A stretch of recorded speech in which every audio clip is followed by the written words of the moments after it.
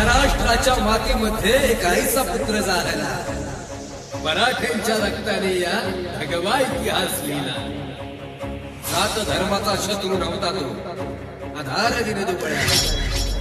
त्रिवार असावा मुजरा आमचा, गडकिल्ल्यांच्या या श्रीमंता. राजा शिवछत्रपती महाराजांचा